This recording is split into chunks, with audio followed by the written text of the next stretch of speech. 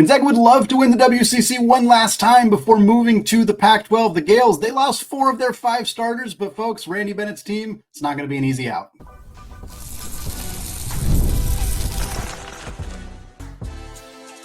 You are Locked On Zags, your daily podcast on the Gonzaga Bulldogs. Part of the Locked On Podcast Network, your team every day.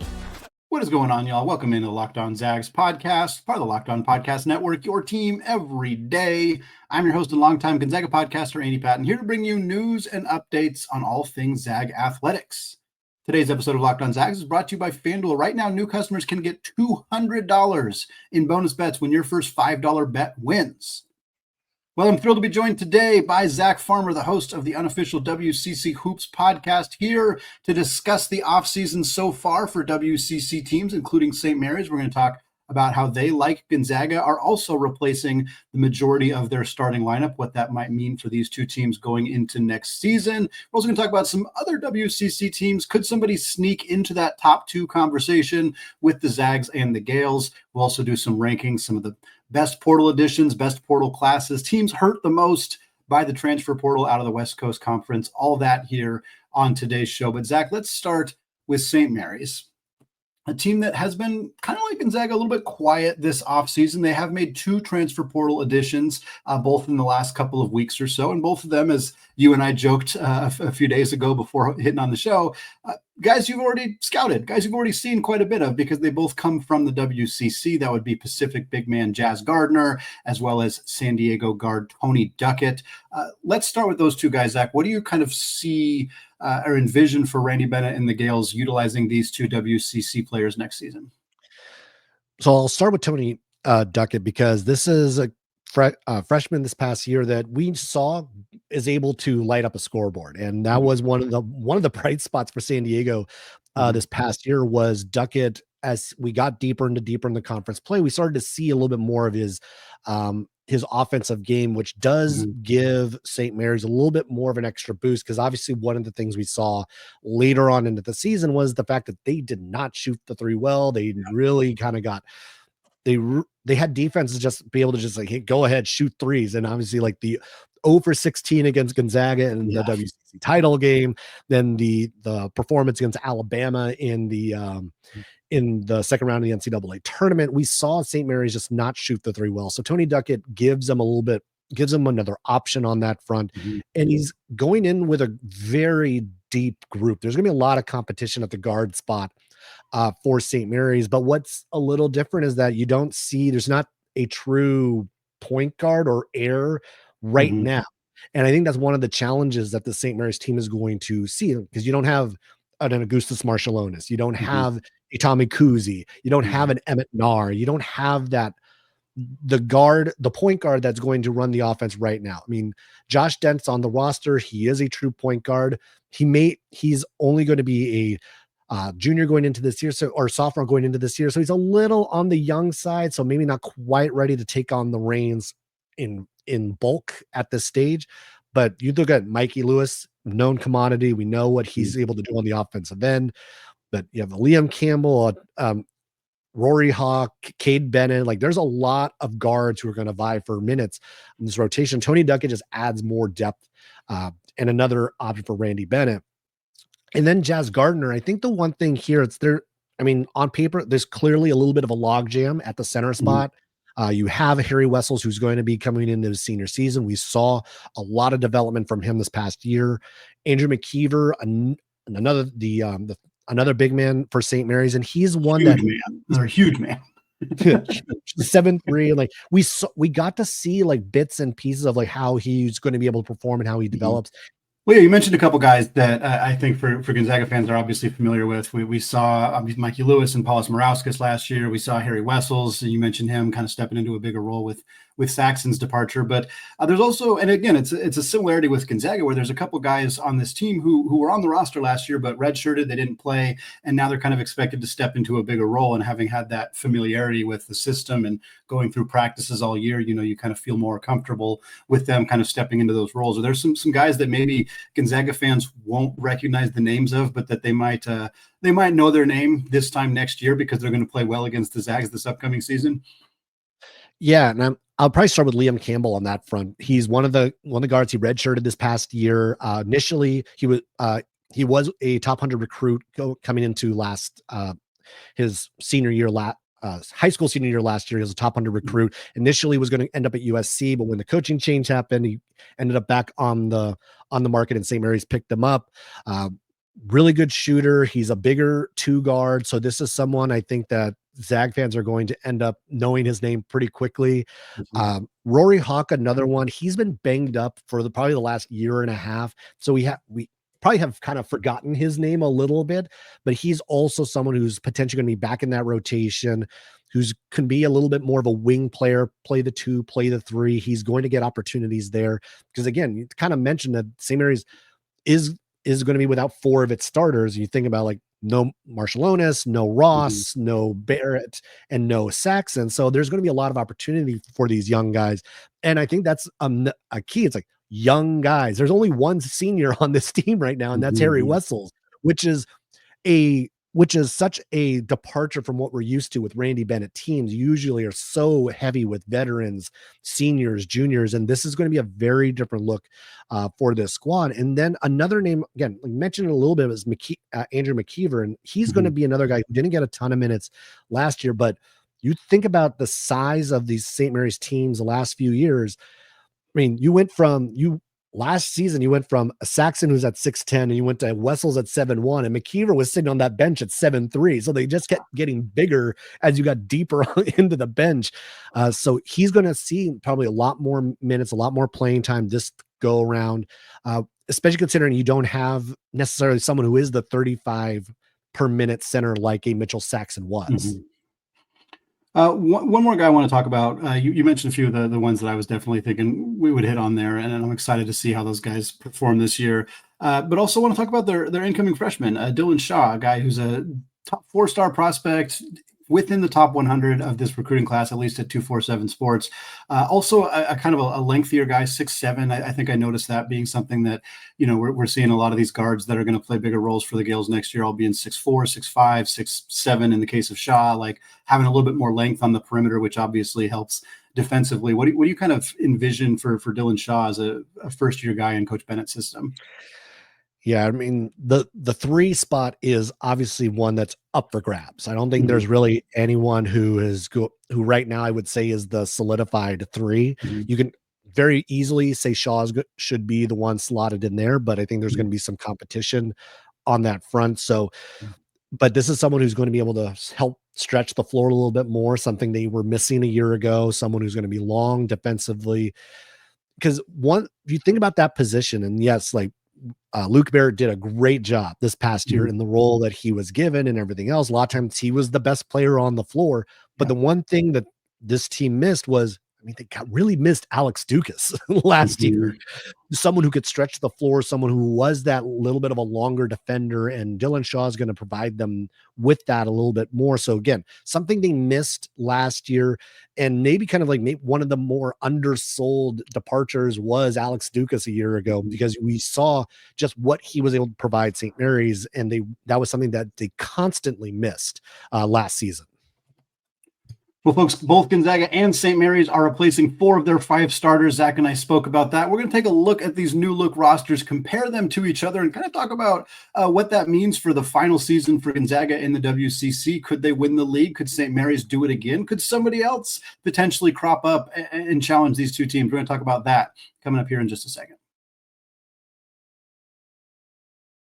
But first, folks, the NBA playoffs are in full swing, and every night has delivered highlight-worthy performances, major momentum shifts, and can't-miss moments. Whether it's a game-winning shot, a breakout player, there's never been a better time to get in on the NBA action. FanDuel makes it easy to stay in the game before tip-off and live during the action.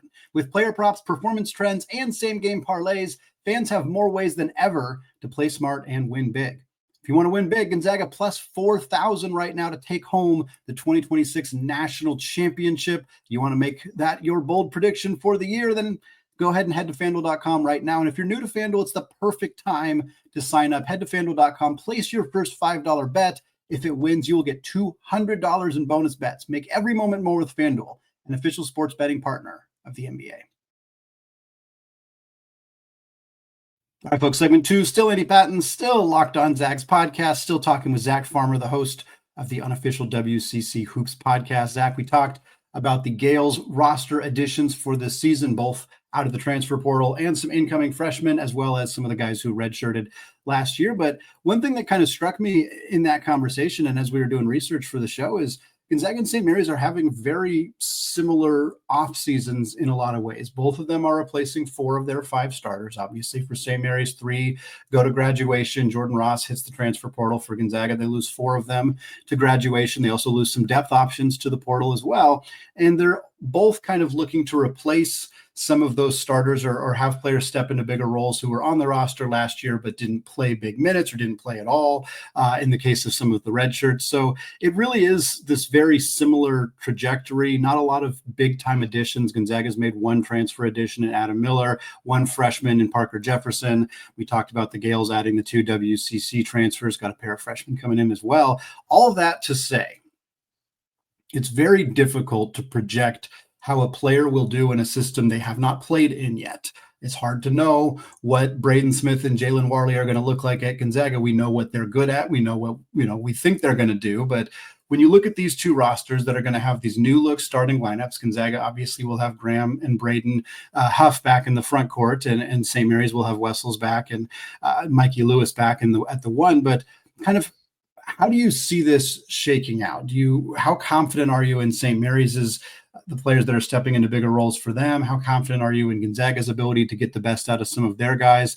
Do you think that this is, it's not necessarily a battle of the Titans with all the seniors back like it was with Hickman and Nemhard and Goose and all of them, but what do you think this is going to potentially look like next year?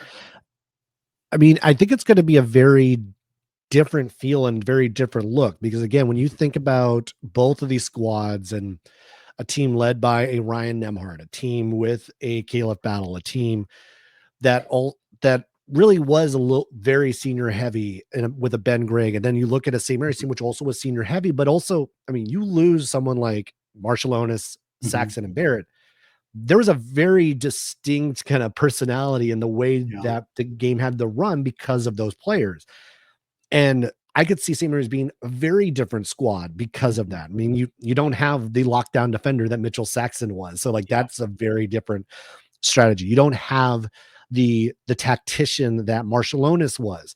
So that changes a lot of it, but there's still a ton of talent on both of these teams. And I think that's something that regardless of the positioning or the fit, or as we're kind of like going to work through a lot of this in the non-conference, by the time conference play rolls around, I think both of these squads are going to be kind of like humming like we normally see them. Now Gonzaga, I think, is going to hit the ground running a little bit more in the non-conference, mainly when you think about, and you mentioned Braden Smith and Worley, like they got to at least have a full season redshirting for the Zags to kind of get used to the system in that way. And that's where, like, even though there are some of the St. Mary's guys who did the same, like Liam Campbell or Rory Hawk, who've been there a while, just been banged up or whatnot, there's going to be a little bit of a learning curve, I think, for the St. Mary's guys, especially because those are younger guys, because the Zags still have a little bit more of that veteran presence in like Huff and EK. Like Huff and EK are like, that's going to be one of the best front courts in the country between those two.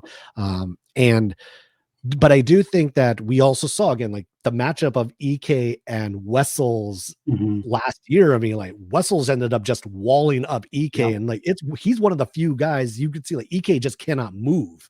And so that matchup, obviously, like Huff being in there changes the dynamic a bit. But I could very easily see that these two are it's going to look a lot. The intensity is going to be the same as it is every year. The level of competition that these two teams are going to have with each other is going to be the same again. And you look at the last, maybe 8 matchups, like this is a single digit game every time out. These two are not that far separated from each other. And in the last year of these two teams in the WCC together, I would imagine that we're going to see some pretty feisty matchups between these two. No doubt. Yeah. You look at the St. Mary's team and 2 players that they're very different as players, but that they were talked about a lot last year in part because they were both, in competition for sixth man of the year in the conference. Mikey Lewis wins that award over Braden Huff. Now Braden Huff stepping into the starting lineup. Obviously, he already did at the end of the season. Mikey Lewis is going to not only step into the starting lineup, but presumably into a very big role for this team. Like, kind of, how do you think? My main question for St. Mary's in particular, I don't know who's going to lead this team in scoring. I assume it will probably be Paulius Morauskas is my guess, and that they'll be giving him the ball a lot.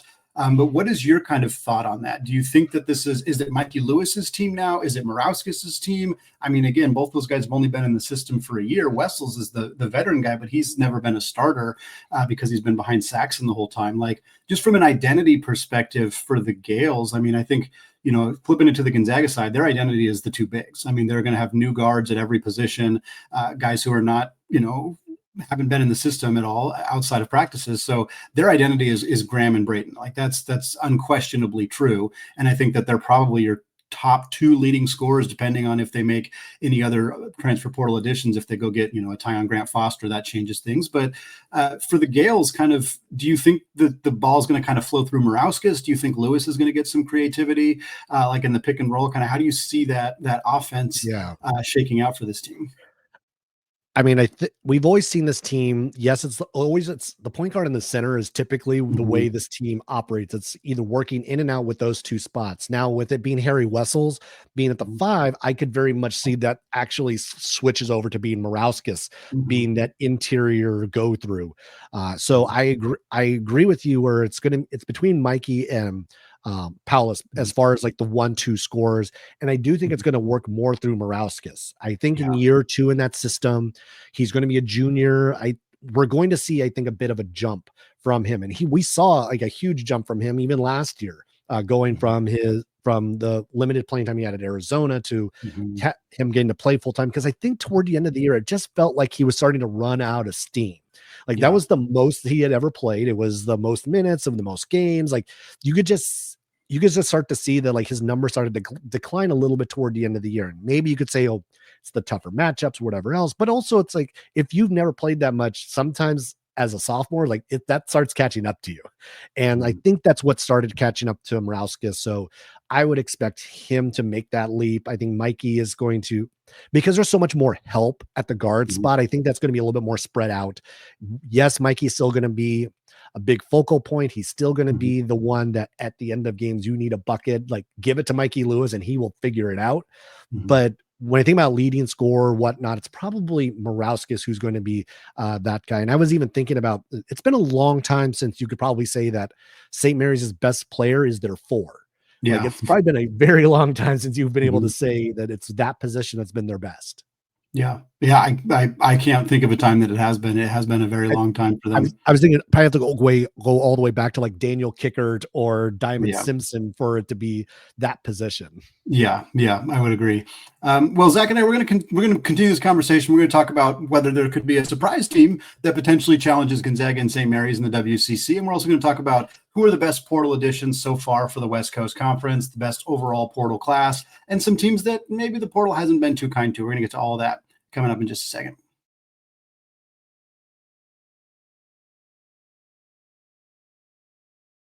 All right, Zach, closing out the show, we spent so far the first 2 segments talking exclusively about Gonzaga and St. Mary's, and for good reason. I think they are still the clear and obvious favorites to be the WCC regular season and conference champions this upcoming season. But as we've been talking about, both these teams have made pretty dramatic changes to their roster, lost huge 80% of their starting lineup for both of them. And there have been some teams in this conference that have made some big moves in the transfer portal, some elite freshmen coming in as well. So my first question to you before we do some of the superlatives is, do you think there's a chance that somebody, and who would be great, might be able to challenge Gonzaga or St. Mary's for a top 2 spot in the West Coast Conference? I mean, I think there's only one other team that even falls close to this category, and it's USF.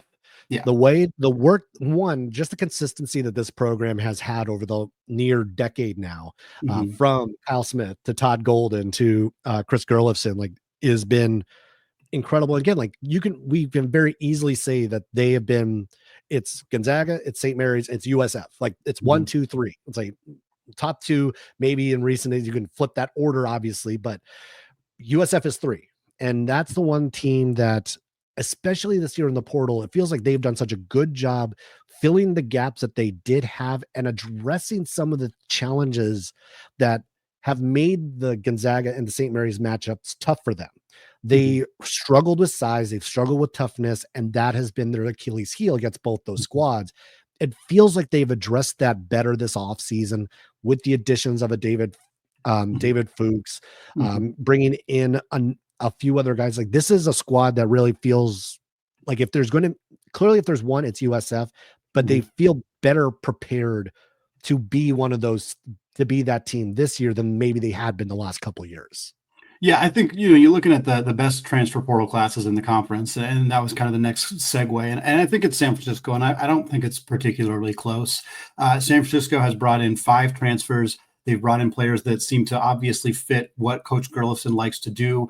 They're replacing, obviously, this is a team that lost a ton of talent in just Malik Thomas and Marcus Williams alone. I mean, those two guys were tremendous players, and to lose both of them, even though that was kind of expected we didn't know Thomas would get an extra year, but we kind of knew that both those guys weren't going to be back. But, to keep Tyrone Riley, I think is massive. He's so good, and he got legit. I mean, Kentucky was talking to Tyrone Riley, and he stayed at San Francisco. That is unprecedented in the modern era of college basketball. So to keep Beasley, and then you bring in, like you said, David Fuchs from Rhode Island, a tough physical kind of power forward type. Guillermo Diaz-Graham from Pitt is a guy who, not a super high level scorer, but he's kind of a Chet Holmgren lookalike. If you haven't seen him yet, him and his brother Jorge Diaz-Graham both committed to WCC teams. Jorge goes to Oregon State, Guillermo goes to Pitt, but he's 7 feet, really long, skinny, good rebounder, has an outside shot, wasn't great, but it's there. And then you get Vukasin Masic from Portland, who was very, very good for the Pilots, heading down south to go to San Francisco. And then Mookie Cook from Oregon. I know it's a name Gonzaga fans will know. He was listed Gonzaga in his top 3 before he committed to Oregon. He was a McDonald's All-American, dealt with some injury issues at Oregon, so never really kind of popped, but maybe there's some upside there for him as well. So this is a transfer portal class for San Francisco that I really like. And outside of just the class, again, it's getting Riley back. It's getting Beasley back. They've brought in some freshmen. They just landed a freshman from Overtime Elite that I think has got some upside to potentially play right away. So I'm with you 100%. I think the Dons are the most competitive team in this conference that's not Gonzaga and St. Mary's. And every year we talk about how USF could take one of them down, and they never really do. I know they beat St. Mary's last year, but the Gaels won the conference handily. Gonzaga hasn't lost to San Francisco in a really long time. But with both these teams kind of, again, their rosters they'll be more comfortable with their new roster by the time they get into conference play. And Gonzaga, both these teams probably won't play San Francisco till late in conference play too. But this is a team that is going to get more comfortable as the season goes on as well. And I think they could, more than they have in the past, I think they're a realistic challenger for a top 2 spot in this league.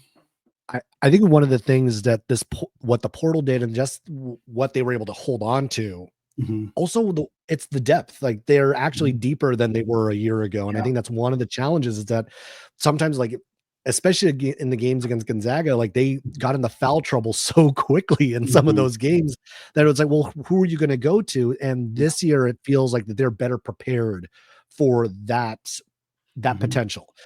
So USF, I think, has done again, you said it and I agree, like, USF's done the best job of any WCC team in the portal.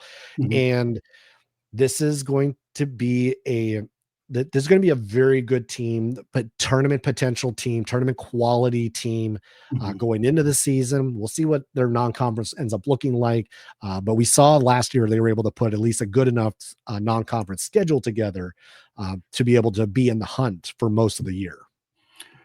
Well, I want to talk the best portal edition specifically. And honestly, I think the answer is probably Guillermo Diaz-Graham, but we already talked about him, and I don't want to just give him too much more airtime. So I'm going to switch my answer, and I'm going to talk about a kid transferring to Pacific, actually, Jaden Clayton, 6'1" guard. He is Canadian. That is what Pacific and Coach Dave Smart loves. They go out and find the best Canadians they can, because he is a longtime, very successful college coach in Canada.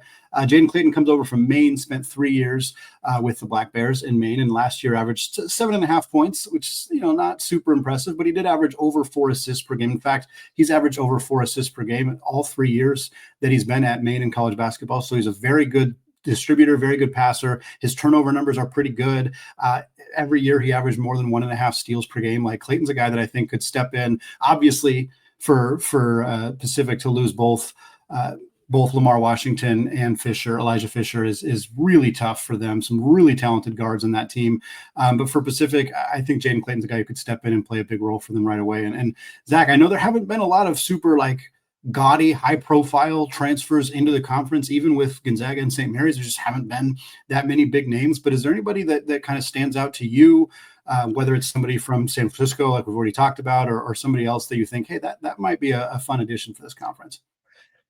Yeah, I mean, there's the two names that are definitely sticking out to me. Like David Fuchs, and already talked about him a little bit, and he's one for USF because he need that they had against a St. Mary's and a Gonzaga. They needed a bigger guy. They needed someone who could really kind of pound in the paint with the EKs, with the Wessel, with the Morauskises. Like, that's something they needed, and they filled that spot. And I think that's, like, even if it's not, again, not the flashiest, but it's like, hey, this is something that they absolutely had to address. And it feels like that USF did that. The other one, I'm going to go back to Pacific and actually pick someone else through their transfer portal, just as an intriguing ad, is Cages Klubikas, who's coming over from Florida, 6'2" guard. He was on FIBA's U20 Lithuanian team with Palis Morauskis. And this is someone who 11 points per game, a little over 3 assists per contest, almost 4 rebounds. He played the second most minutes for that team and had the best plus minus during that tournament. So that's something that, while I'm not entirely sure what his role is going to be going into this season, this is someone with international chops, someone who was on the national championship team this past year, and going to Pacific, where there's going to be plenty of opportunity. This feels like a guy who is going to be a little bit more of it could end up being a surprise. And again, don't quite know what he's going to look like at the collegiate level, but this feels like that there's a lot of intrigue I have with this addition for the Tigers.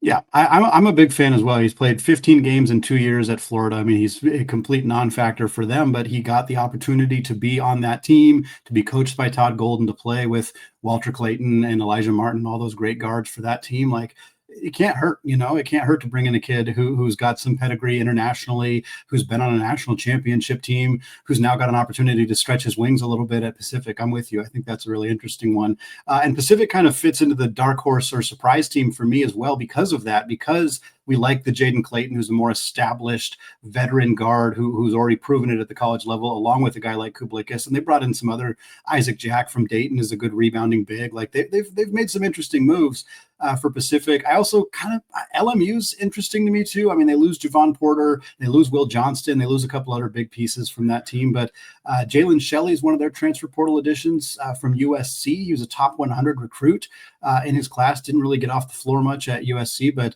we've seen this kind of player pop in the WCC before, a top 100 guy who goes to a high major program who then transfers to the WCC. I mean, it's not uncommon. I mean, Morauskis, he wasn't top 100 because he was international, but he kind of fits that bill. Obviously, Pajemski's the transfer everybody's going to always talk about, who fits that bill as well. But Malik Thomas can be thrown in there too. Yeah, yes. I mean, coming from USC in particular too. Absolutely. So, and they've also, Tanner Thomas was a good player at Sacred Heart. Rodney Brown, not Rodney Rice. That would be great for LMU, but Rodney Brown from Virginia Tech is, another high major guy for them. So they're a team that, it feels to me, and maybe you have a thought on this too, this has got to be almost it for Stan Johnson. Like, they made the coaching moves last year with bringing in Romar, and they had a pretty talented roster last year and it didn't work. And now he's obviously still got his job now, but if this team doesn't finish higher than, I don't know, 5th, 6th, I feel like it might be time. So there's a lot of pressure on this LMU team, but I think they've made some moves that at least intrigue me heading into this season. Yeah, it's like LMU just feels like that team. I need to see the finished product. I need to see them do it. Like, I've seen them pick up the big recruits. I've seen them do well seemingly in the portal. I need to see them follow through in season. That's what I'm waiting for LMU. And I agree. Like, there's a lot of pressure on LMU to do well this year. They at least had that comeback year last year where they were above 500. They were a winning squad. but we need to see it in consecutive years. And that's actually something LMU hasn't done since the early 90s, is have consecutive winning seasons. Ooh, yeah, this is the year for him to do it. I mean, they don't have many returners. Jan Vide's back. Maybe he can kind of pop after he was okay for them last year. Just didn't do a whole lot of scoring. But yeah, I'm interested in what LMU is able to do next year. But folks, that's going to wrap it up for us today. This is a lot of fun, Zach. I always love having a WCC related conversations with you. I'm sure we'll do it again when these rosters are a little bit more set. I think a lot of these teams are kind of just waiting to see how the dust settles a little bit, which is finally starting to happen. Yep. So hopefully we'll see some teams like Portland and LMU and others start to fill out their rosters in ways that they haven't really gotten a chance to do yet. So it should be a lot of fun. Thanks for hopping on the show as always. And folks, you can find the show wherever you get your podcasts. Hit that subscribe button on YouTube if you have not done so yet. I'll be back on Tuesday at 3 p.m. Pacific time. We're going live. We're going to talk about transfer portal updates. We'll talk Ryan Nembhard and the NBA draft process, all that good stuff. But again, that's going to wrap it up today. Thanks again for listening, folks. Have a fantastic rest of your day. And I got to say it, Zach, because I end every show this way. Apologies, but go Zags.